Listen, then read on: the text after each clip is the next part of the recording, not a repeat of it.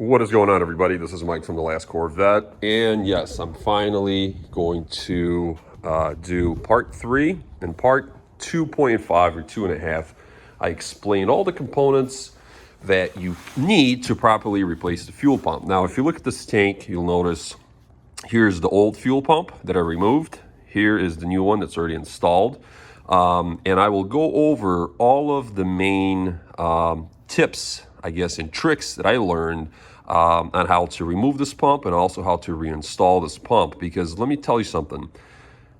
I thought removing the tank was easy. There's really nothing easy about any of this. Removing the pump, replacing your return lines it's a nightmare. And I'll explain kind of step by step exactly what you need to do when we get to it. So once again, my leak or my vapor smell that I kept, just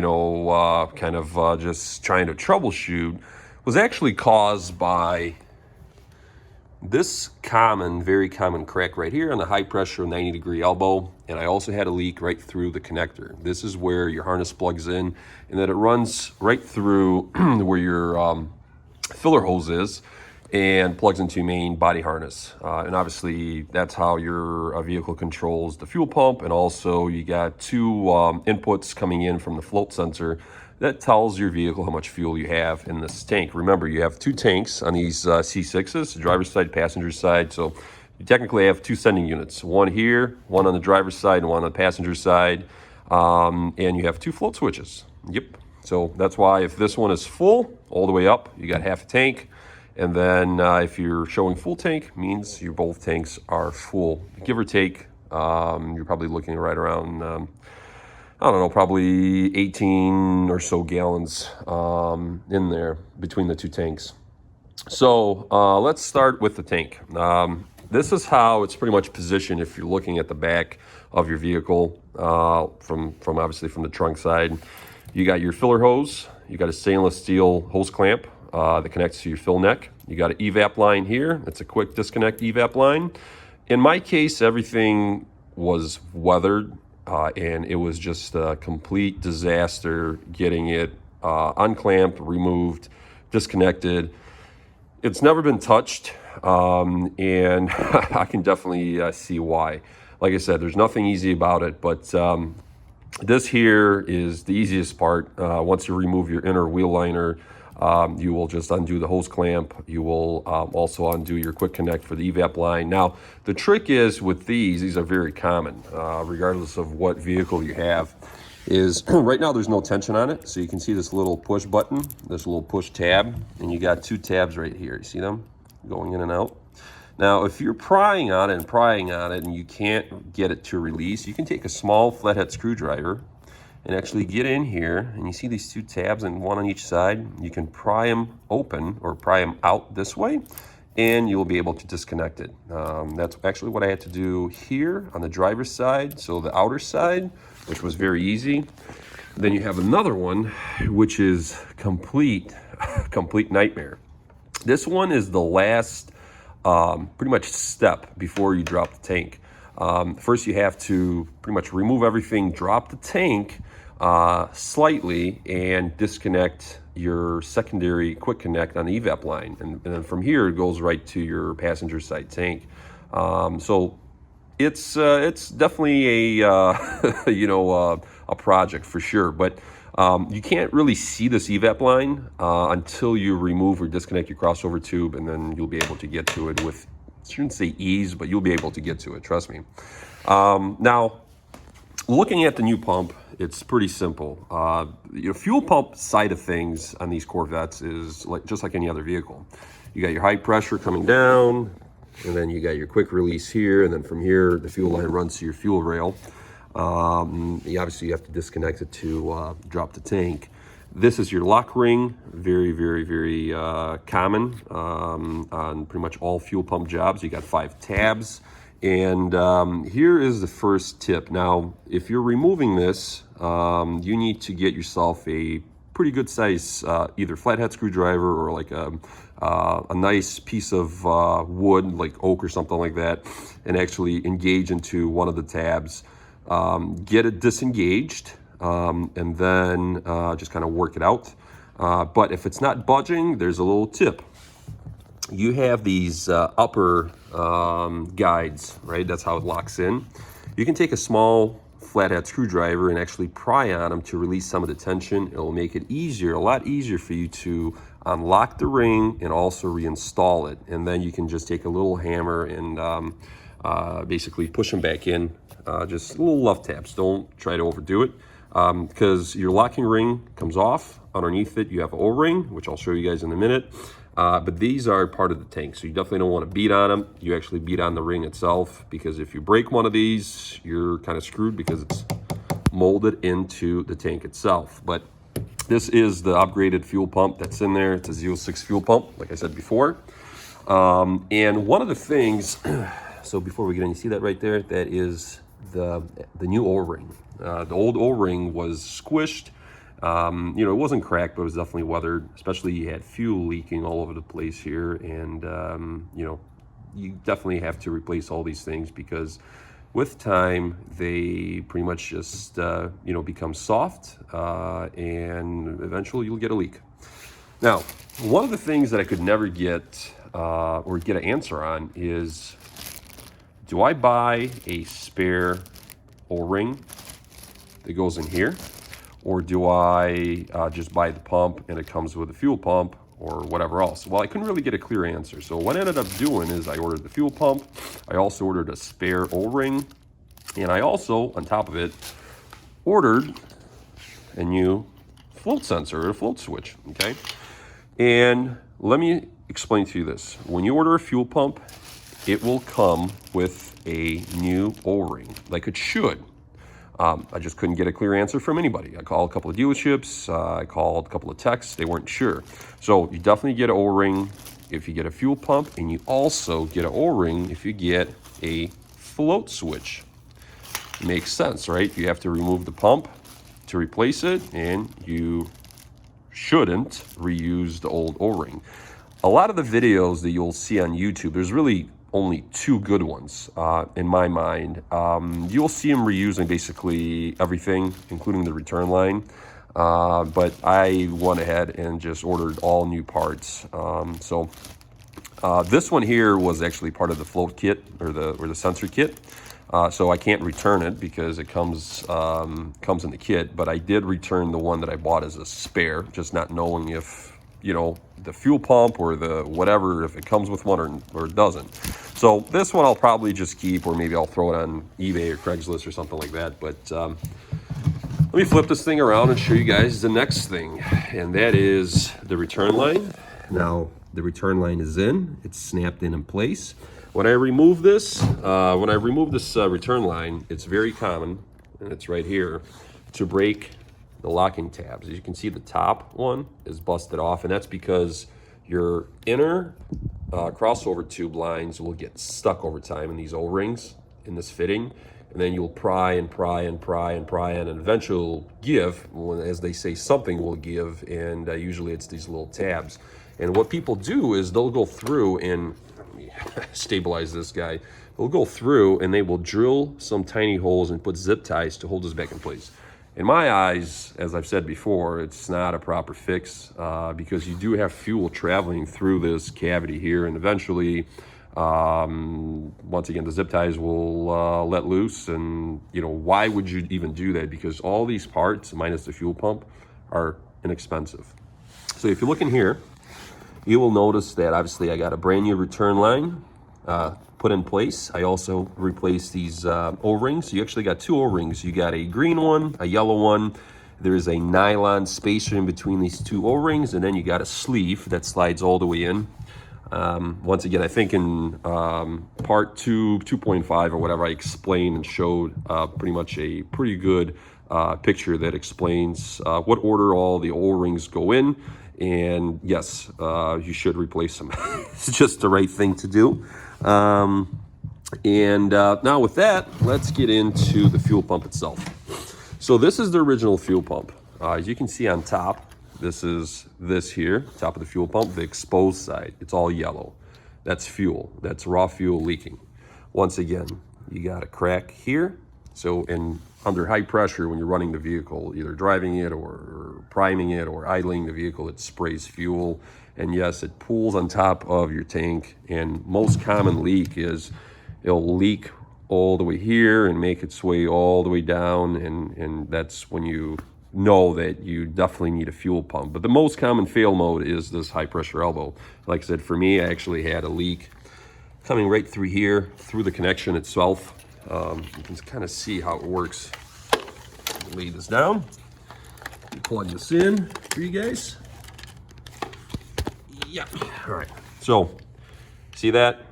So you got a connection actually on the inside of the fuel pump, and it has wires for the pump itself and also for the float switch, 2 green wires. And then your main harness, which is right here, the little pigtail, will plug into here. And then this will actually plug into the main harness that's under your inner wheel liner. Really easy to get to. But I'm actually waiting on this new harness. I got it from GMOutletparts.com, as usual, because somehow, some way, when I was going through all the parts, I overlooked this harness. And this harness, as you guys can see, is completely blown out. The reason this seal is out and it smells like raw fuel, well, because the fuel was leaking. So for me to reuse this, well, it would be bad, because I definitely don't want to do this job twice, 3 times, or 4 times. So that's on the way. It's about a week away. All right, so removing the fuel pump. As I've explained before, remove the locking ring first. Once you remove the locking ring, you'll be able to actually start to lift the fuel pump out about halfway through, which is, we'll call it probably 75% through. Before you get to the bucket, okay, you'll have to disconnect your return line. Okay, and you got, actually, they call it a return line, but you got 2 lines. You got a high pressure and basically a dump into the bucket. So what you'll do is you'll lift it out with one hand, and then you'll push on this same thing, a quick disconnect tab here.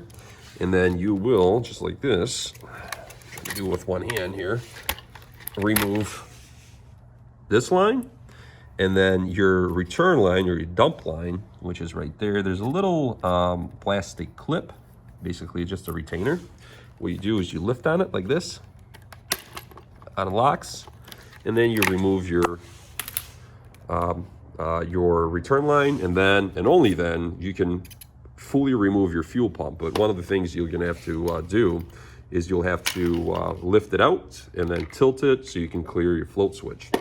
Now, in my case, you'll notice something. You see this crack here? No, it wasn't like that. I actually did that. I cut this line as well. The reason is, this is something that nobody talks about, but it is very, very, very common. This bucket here, okay, so you have basically multiple pieces. It all comes apart. This will swell up from just normal time of usage, right? This will swell up to the point where when you try to lift this out, it'll swell up to a much larger diameter than the opening in your fuel tank. And trust me, even the new fuel pump is very, very tight when it goes in. There's not a lot of room, which it should be. It's a proper design. But in my case, what I had to do is I had to cut the line, basically disconnect, you see these tabs here? Disconnect the upper portion of the pump from the bucket itself, and then get some pliers and work this guy out of the tank. And yes, I had to crush it a little bit to get it out, but there's no other option. That's what I had to do. And that's another reason why, if you're thinking about upgrading your internal fuel pump, the fuel pump itself actually is in here. It's see that? It's inside this this bucket here. And if you think about just replacing your fuel pump, upgrading to a higher volume one or whatever, just think about the whole swelling. If you get the swelling issue, you're not going to be able to get the whole fuel pump out, and you are going to end up breaking it. And at that point, you have 2 options. You're either going to have to just get a whole new assembly, or you might, get lucky and go online and just buy a used fuel pump. But most of the fuel pumps that are for sale are, running, and they're still expensive. So you might as well just, pay, $300 some and just get yourself a whole new setup. That's why the true plug and play race kits already come with the whole assembly and a high performance fuel pump inside for that reason. Now, another thing that I obviously had to replace is the float switch itself. As you can see, it goes down, that's, you know, empty, that's full, that's actually half tank because it's in the driver's side. You got 2 green wires that go to this connector here. And just so you guys know, when you buy a new float switch, okay, regardless if you have a fuel pump or assembly, existing one or a new one, you're gonna have to manually connect it. And in my case, I had to install it and also pin the 2 wires. And it doesn't matter which pin you put the wire in. So left can go on right, right can go on left. You'll have 3 wires going to it, basically 2 grounds and a main power wire, and then 2 green wires for the float switch itself. Now the float switch just snaps in. See this little guide? That's all it is. It just sits in this channel. Now the trick that I found to installing this float switch is removing it. You'll just push it forward like this, or just basically pull it up. It'll unclip itself, and then you'll have to get to right about here, and then you'll tilt it towards the fuel pump and lift it out. And same thing when you're doing a reinstall, you'll have to tilt it and then kind of guide the new float switch in. Otherwise, there's just not enough room here for you to just come in square and then drop it in. So you have to tilt it in and then get in line with this opening here, and the float switch slides right in. Now, one of the other common things that people overlook, so if you go on eBay, regardless of components that you're looking at, everything says 05 to 13 on when you look up C6 Corvettes. It's true, the model did run from 05 to 2013, but components did change with time and with years. For instance, your float switch, you see how the green wires are on top? That means this float switch is for 07 and on C6 Corvettes.